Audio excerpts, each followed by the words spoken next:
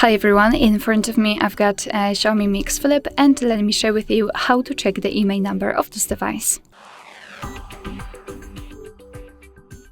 So in this video I'll show you two different ways. Let's start with the fastest way through the secret code. We have to open the dialer and enter the code, which is *##06#.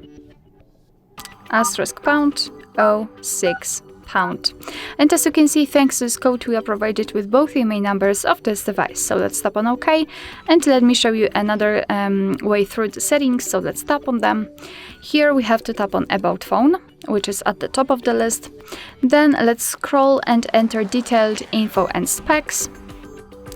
And here we have to enter the status. And as you can see right here, we've got both IMEI numbers for both SIM slots.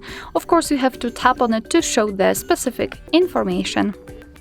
Alright, so that will be all. Thank you so much for watching. I hope that this video was helpful, and if it was, please hit the subscribe button and leave the thumbs up.